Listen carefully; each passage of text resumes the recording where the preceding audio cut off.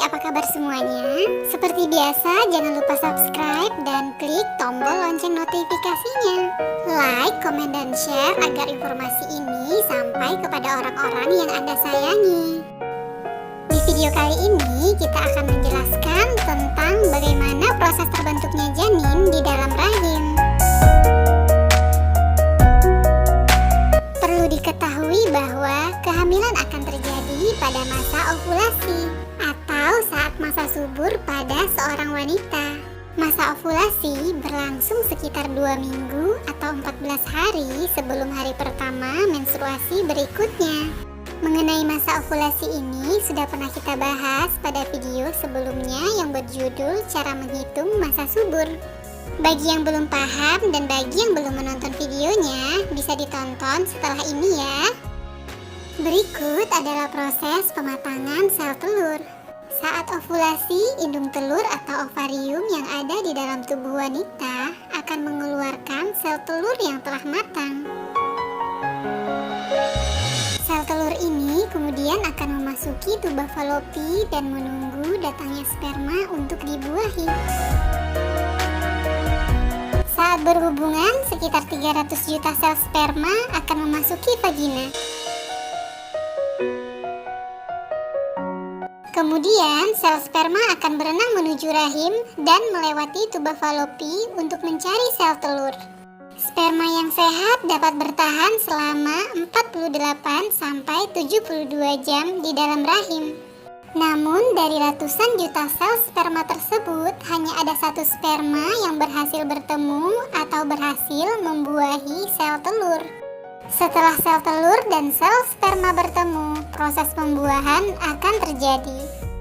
Pada kasus tertentu, indung telur dapat menghasilkan 2 sel telur yang matang. Bila sel telur berhasil dibuahi oleh 2 sel sperma, maka akan terjadilah kehamilan kembar non-identik atau kembar fraternal. Diperlukan waktu sekitar 24 jam bagi sel sperma untuk membuahi sel telur.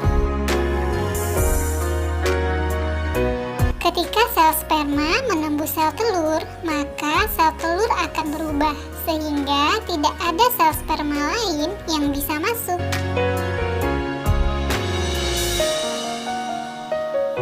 Pada saat pembuahan, susunan genetik janin sudah lengkap, termasuk jenis kelaminnya. Sel telur yang sudah dibuahi akan membelah diri dengan cepat. Jika hari pertama masih menjadi sel tunggal atau zigot, maka hari kedua akan membelah diri menjadi 2 sel. Hari ketiga membelah diri menjadi 4 sel. Hari keempat membelah diri menjadi 16 sel. Hari kelima menjadi blastokista awal. Dan hari ke-6 sampai ke-7 menjadi blatokista tahap akhir. Proses pembelahan diri ini terus terjadi seiring berpindahnya sel telur dari saluran tuba falopi ke rahim. Pada hari ke-8 dan ke-9, embrio memulai implantasi. Ini adalah minggu ketiga. Sel telur mulai berimplantasi atau menanamkan diri ke dinding rahim yang disebut dengan blastosit. Ukurannya sangat kecil, berdiameter sekitar 0,1 sampai 0,2 mm. Ini adalah minggu keempat. Setelah implantasi terjadi, tubuh mulai menghasilkan hormon kehamilan, yaitu hormon HCG. Keberadaan hormon inilah yang dideteksi oleh alat tes kehamilan. Pada usia ini, janin akan seukuran biji opium. Janin akan terdiri dari 2 lapisan pembentuk organ tubuh, yaitu epiblast dan hipoblast. Tidak hanya janin, plasenta yang terdiri dari 2 lapisan juga mulai membuat jalur di dinding rahim ibu. Dengan begitu, darah dan asupan nutrisi kelak bisa sampai ke si kecil. Pada usia ini pula, cairan ketuban yang melindungi janin mulai berkumpul di sekitar janin. Dan ini adalah minggu kelima. Di minggu kelima ini, lapisan embrio akan bertambah menjadi 3 lapisan. Yang pertama, lapisan ektoderm. Lapisan ektoderm atau lapisan luar akan berkembang menjadi epidermis kulit dan turunannya. Misalnya kelenjar kulit, kuku, lapisan epitelium mulut dan rektum, reseptor indera pada epidermis, kornea dan lensa mata, sistem saraf, medula adrenal atau ginjal, enamel gigi, dan epitelium kelenjar pituitari.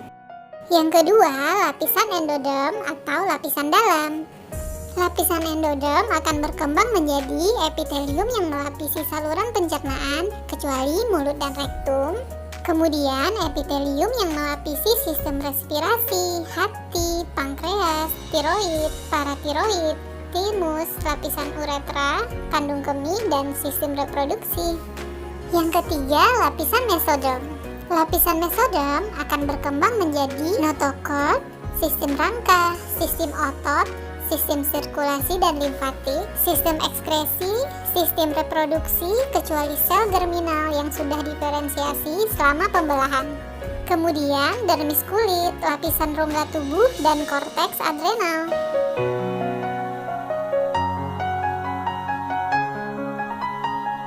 Ini adalah minggu ke-6.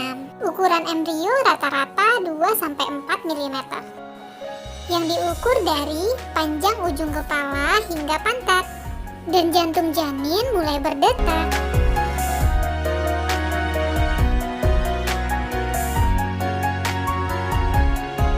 Dan ini adalah minggu ke-7. Pada minggu ini, panjang janin berkisar antara 5-13 mm.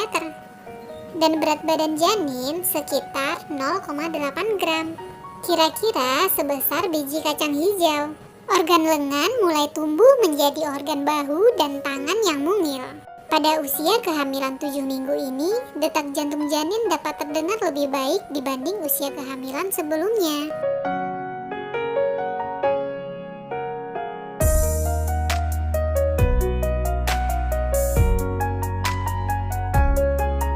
Ini adalah minggu ke-8.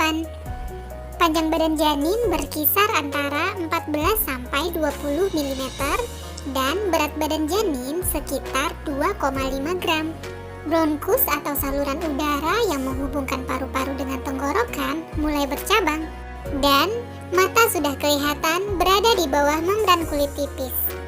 Anggota tangan dan kaki juga terbentuk walaupun belum sempurna. Ini adalah minggu ke-9.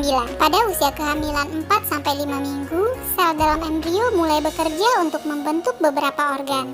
Salah satunya adalah telinga janin. Dan barulah di usia kehamilan 9 minggu muncul lekukan kecil yang akan membentuk telinga bagian luar.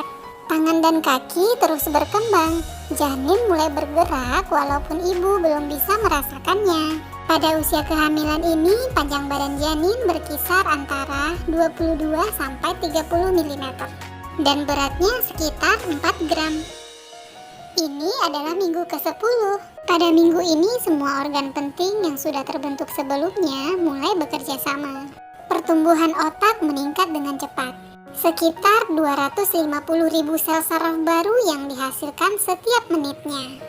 Pada usia ini, panjang badan janin berkisar antara 32-43 mm dan beratnya sekitar 7 gram. Ini adalah minggu ke-11. Pada minggu ini, panjang janin sekitar 6,5 cm dan beratnya sekitar 12 gram. Janin sudah bisa menguap, menggeliat, meluruskan badan, dan menundukkan kepalanya. Gerakan tangan dan kakinya juga semakin aktif. Ini adalah minggu ke-12. Pada minggu ini, panjang janin sekitar 6-7 cm dan beratnya sekitar 14 gram. Pada minggu ini, tulang sudah mulai terbentuk. Kulit dan kuku juga mulai terbentuk. Pergerakan janin semakin sering. Bentuk wajah janin pun lengkap, ada dagu dan hidung kecil.